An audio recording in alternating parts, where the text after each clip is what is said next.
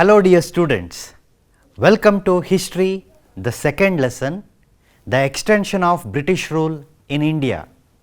This is the part second of the lesson. In this part second, we are going to discuss about the Anglo-Maratha wars, Anglo-Sikh wars and the doctrine of lapse. In the previous class of the same lesson, we had discussed the first Anglo-Maratha war, the reasons for the first Anglo-Maratha war, the course of the Maratha war as well as the results of the first Anglo-Maratha war. All these we had discussed in the previous class. We also had discussed about the subsidiary alliance. Who introduced subsidiary alliance? What is subsidiary alliance? When was it introduced? Which was the first state to accept the subsidiary alliance? And which were the other states which came under the subsidiary alliance? All these we had discussed in the first part of this second lesson. Today I will begin the second part of the same lesson, where we are going to discuss the remaining concepts. In this second part of the second lesson, I am going to teach you the remaining concepts, namely the second Anglo-Maratha war, the third Anglo-Maratha war as well as Anglo-Sikh wars. There you are going to study about two Anglo-Sikh wars. In addition to that, you are going to know about the doctrine of lapse. In the previous class, we had discussed about subsidiary alliance. Who introduced subsidiary alliance? Yes, you are correct, it was Lord Wellesley. Which was the first state to accept subsidiary alliance in India? You are very true, it was Hyderabad. The Nizam of Hyderabad in the year 1798 accepted subsidiary alliance. I am going to recall whatever you have learnt in the previous class, correct? In addition to that, who became the Peshwa at the end of the first Anglo-Maratha war? Yes, you are correct, it was Madhavrao II. Son of Narayana Rao, Madhavrao II became the Peshwa of Maratha Confederacy. Now, let us continue the second part of the second lesson, the extension of British rule in India. Dear students, in this chapter, in this part, we are going to discuss all these. First of all, the second and the third Anglo-Maratha war, Anglo-Sikh wars and the doctrine of lapse. All these are going to be discussed in this part. So, the second Anglo and third Anglo-Maratha war will be discussed now.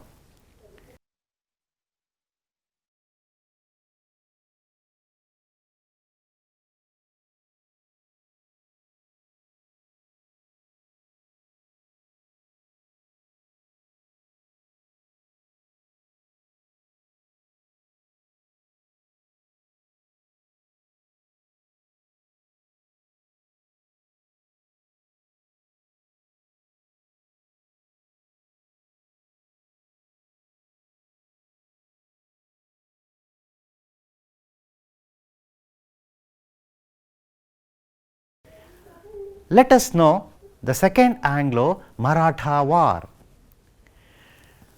Dear students, after Madhavrao II became the Peshwa, British got certain concession in Maratha Confederacy, and also Raghoba or Raghunatha Rao got the pension. With that, the first Anglo-Maratha war came to an end with the Treaty of Salbai.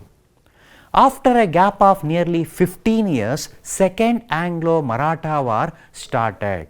Recall, the first Anglo-Maratha war started in the year 1775 and ended in the year 1782. After about 15 years, in the year 1803, the second Anglo-Maratha war began. Why did the second Anglo-Maratha war begin? Let me tell you this. Dear students, the Maratha leaders had to be obedient to Peshwa of Pune. Peshwa of Pune was the head of the entire confederacy. In that confederacy, Scindia of Gwalior, Holkar of Indore, Gaekwad of Baroda and Bhonsle of Nagpur were there, but all of these had no unity. They were fighting for the Peshwahood. Each one wanted to become the Peshwa. At the same time, they were fighting among themselves. So, the leaders of Maratha Confederacy had no unity. Till Nana Fadnavis, everything was in good condition in Maratha Confederacy. After the death of Maratha leader Nana Fadnavis, the subordinates who had to be obedient to the Peshwa started fighting among themselves. Each one tried to become Peshwa. Each had a desire to lead the entire Maratha kingdom. At that time, the Peshwa Bajirao II. Who was Bajirao II? Bajirao II was the son of Raghoba or Raghunatha Rao. Raghoba was also called Raghunatha Rao. Raghunatha Rao's son Bajirao II had become the Peshwa, and he had become Peshwa at a very young age. He was unable to control none of these leaders of Maratha Confederacy. At this point of time, each subordinate tried to dominate, tried to influence Peshwa Bajirao II, the Peshwa of Pune. At that time, Peshwa of Pune wanted security. He wanted to secure his position. The differences among the Maratha chieftains was the major reason for the second Anglo-Maratha war. Enmity broke out between Yashwantrao of Holkar family and Daulatrao Scindia family along with Peshwa Bajirao II. What happened here? Yashwantrao of Holkar defeated Scindia, and also he defeated the army of Peshwa Bajirao II. At this critical condition, Bajirao II accepted subsidiary alliance. In the year 1802, the army of Holkar defeated the army of Scindia as well as army of Peshwa. So, Peshwa Bajirao II suffered from insecurity. He thought of taking the help of British. Therefore, Peshwa Bajirao II voluntarily approached British for the help. At this point of time, British wanted to exploit this situation in their favor. So, it was very easy for British to meddle into the political affairs of Maratha Confederacy. In the year 1802, the army of Holkar defeated the army of Scindia and Peshwa. Peshwa Bajirao II was suffering from insecurity. He had to face his own subordinates who were waiting for an opportunity to topple Bajirao II. At this condition, Bajirao II, he voluntarily went to British and accepted subsidiary alliance through the Treaty of Bassein. Lord Wellesley got a very good opportunity to interfere in the politics of Maratha Confederacy. Lord Wellesley got an opportunity to meddle with the affairs of Marathas. Therefore, he imposed subsidiary alliance on Maratha Confederacy. Here you have a picture where Bajirao II is signing the subsidiary alliance. So, Bajirao II accepted subsidiary alliance through the Treaty of Bassein. Through the Treaty of Bassein in the year 1803, Bajirao II accepted subsidiary alliance. Now, let us discuss the second Anglo-Maratha war, which began in the year 1803 and ended in 1805. Peshwa entered subsidiary alliance through the Treaty of Bassein, which was not tolerated by the subordinates, particularly Holkar, Gwalior, Bhonsle. All these did not like Bajirao II's acceptance of subsidiary alliance. So, they all formed an alliance and declared war against Peshwa Bajirao. When Peshwa Bajirao had accepted subsidiary alliance, Declaring war against Peshwa means declaring war against British. You keep this in mind, dear students, because in the previous class I taught you those who accept subsidence would get the British help.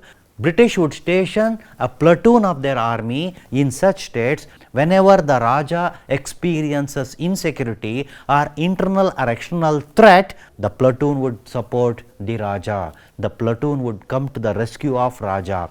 In that way, British had to fight on behalf of Bajirao II. So, the war broke out in the year 1803. Governor General Wellesley defeated the combined army of Holkar, Bhonsle and Gwalior between 1803 to 1805. Governor General defeated the combined army. With the defeat of this, they were also made to accept subsidence. So, this is what the Second Anglo-Maratha War. Now, we shall discuss the Third Anglo-Maratha War, which began in the year 1817 and ended in the year 1818. The Third Anglo-Maratha War started in the year 1817 and ended in the year 1818. That means only 1 year of war it is. Just think of, dear students, the First Anglo-Maratha War started in the year 1775, ended in the year 1782. That means almost 7 years war it was. That shows the strong resistance of Maratha leaders. Come to the Second Anglo-Maratha War. In the Second Anglo-Maratha War, it started in 1803 and ended in 1805. That means it is almost 2 years of war. Come to the Third Anglo-Maratha War, it was only 1 year. That means it started in 1817 and by the beginning of 1818, the war came to an end. That means war to war, the crumbling power of Marathas, the deteriorating condition of Maratha family is exhibited here. That is what you need to know here. The Third Anglo-Maratha War began in the year 1817. Maratha families tried their best to consolidate their power. They tried their best to protect their independence and honor. Why? Because the subsidiary alliance made the rulers very much weak. They had no political independence. For everything they had to listen to the British Governor General. This subsidiary alliance had taken away the political sovereignty of independence of the Peshwa. Even the Peshwa attempted to free himself from the clutches of the company. Therefore, what did he do? In the year 1817, attacked on the British residency at Pune and burnt it down. That is the beginning of the Third Anglo-Maratha War. Even the subordinates like Appa Saheb of Nagapura and also Malhar Rao Holkar rebelled against British and they joined their hands with Peshwa of Pune, that is Bajirao II. With the support of Appa Saheb of Nagapura and Malhar Rao Holkar, they rebelled against British. So, this is what we call the Third Anglo-Maratha War. Finally, Peshwa Bajirao II fought against British at 2 different places. They are called Koregaon and Asti. Koregaon and Asti are in Maharashtra, but unfortunate, British were very powerful. They defeated Peshwa Bajirao II and also his subordinates. Finally, Peshwa Bajirao II had to surrender. This is what Koregaon. Here in Maharashtra, you have Koregaon and the place Asti nearby.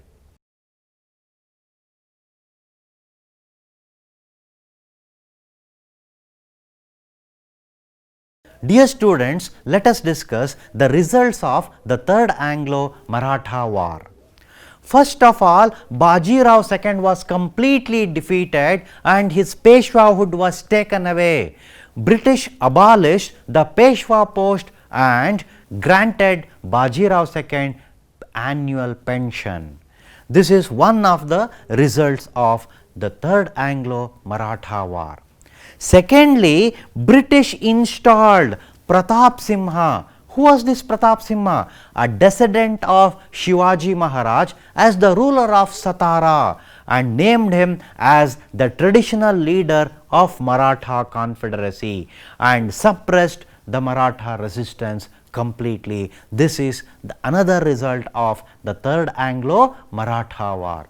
So, you need to observe here Pratap Simha was the descendant of Shivaji Maharaj. So, he was made the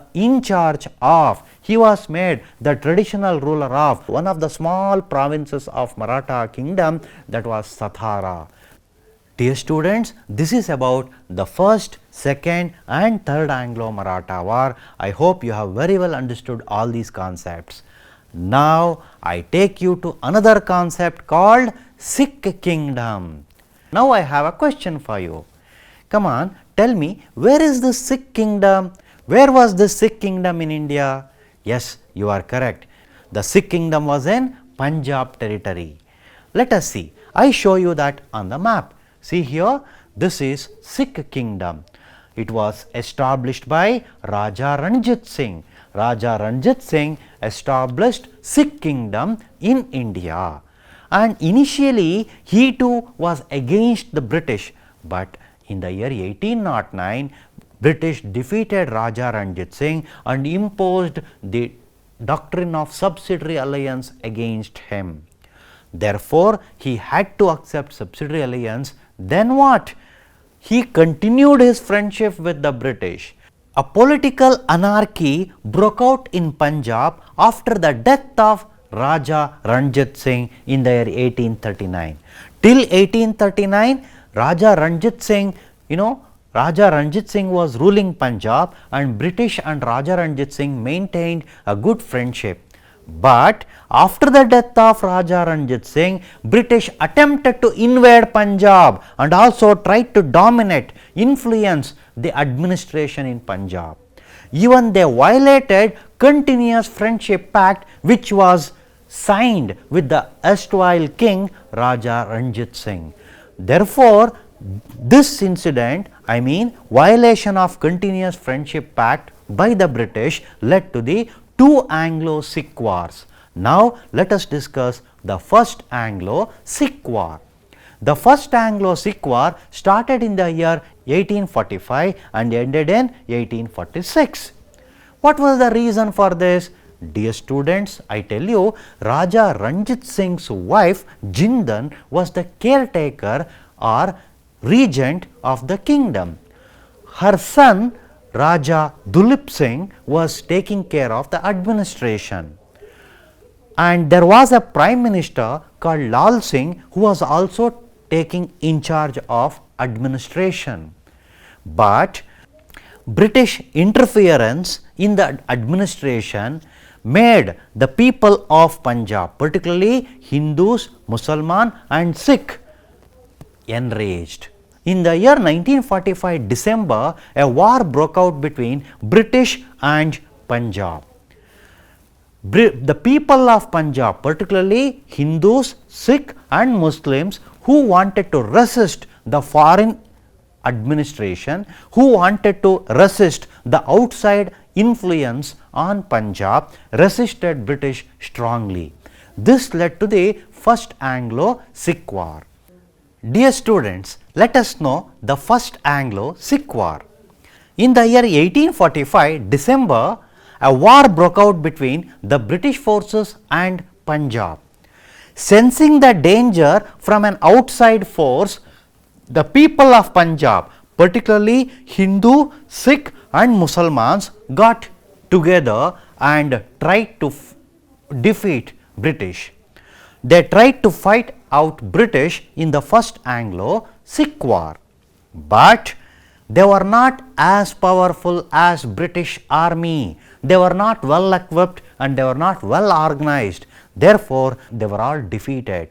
They had to accept the defeat due to few traitors of Punjab. Some of the traitors of Punjab, they were responsible for the defeat of Punjab army. Later, Punjab signed a humiliating treaty of Lahore. A Lahore agreement was signed in the year 1846. This led to the direct influence of British over Punjab, and even they had to lose many number of places, particularly Kashmir. In addition to this, this agreement made British to appoint a resident as a de facto ruler of Punjab. That led to the ultimate power in the hands of British over the Punjab Sikh kingdom. Now let us discuss the Second Anglo-Sikh War, which began in the year 1847 and ended in 1848. The Sikh opposed the attempts by the British to rule Punjab directly. They wanted to rule independently, but British did not allow for the same. This led to the Second Anglo-Sikh War. The subordinates of Sikh kingdom by name Chattar Singh Atariwala in Lahore and Mulraj of Multan rebelled against British. This is called the Second Anglo-Sikh War. But you know very well, British were all powerful. Dalhousie led the British army and completely suppressed the subordinates of Sikh kingdom. The people of Punjab were again defeated in the Second Anglo-Sikh War. Finally, Governor General Dalhousie merged the entire Sikh kingdom with the British Empire. With this, the Sikh kingdom completely came under the control of British. Dear students, now we shall discuss the doctrine of lapse. In the previous class, we had discussed about subsidiary. In this class, let us know about the doctrine of lapse. The doctrine of lapse was introduced by Dalhousie. According to this policy, if any Indian ruler dies without children, particularly the male child, the adopted boy had no legal right over the throne, and such state gets merged with the British Empire. This is called doctrine of lapse. If any Indian ruler dies without a son, then the adopted son would not get any right to become the ruler of the kingdom. Such entire state gets merged with the British Empire. This is called doctrine of lapse. This was introduced by the then Governor General Dalhousie. According to this policy, the states like Satara, Nagapura, Sambalpur, Udaipur, Jhansi, Jaipur, all these came under British control.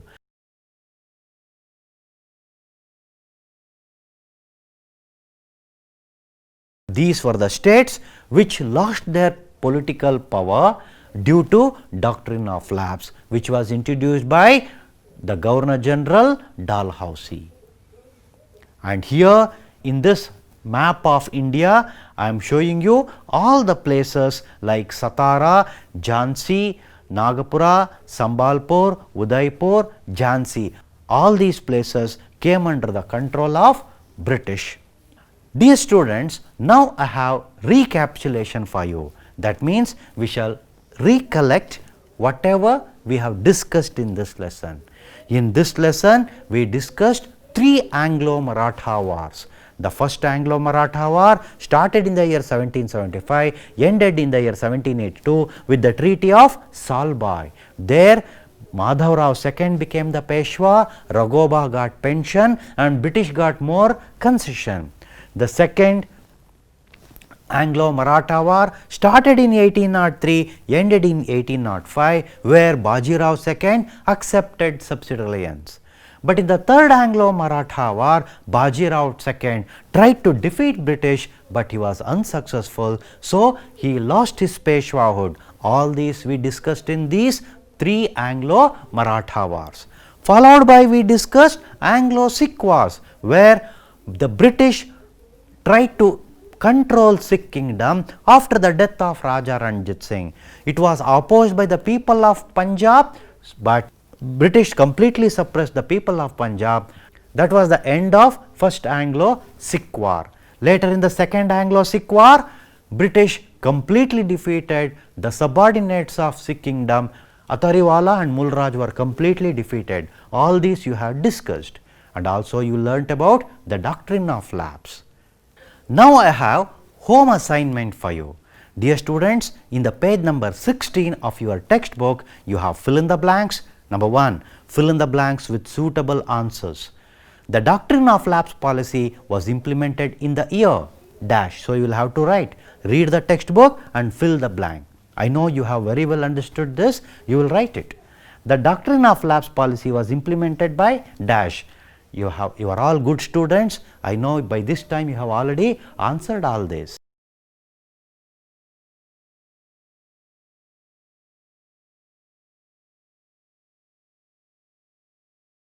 Now, one more home assignment for you, that is the second main. Explain the third Anglo-Maratha war. How did the doctrine of lapse support the expansion of British Empire in India? And one more, which were the states that came under the doctrine of lapse policy?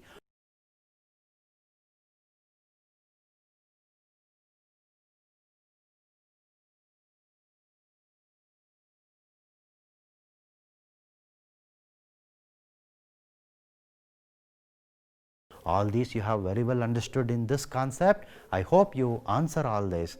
When the school reopens, you show it to your class teacher. Dear students, I wish you all the best. Thank you. I am Srinivasa Prasad, teacher in social science. I am a teacher in St. Joseph Indian High School, Bengaluru. I wish you all the best. Thank you.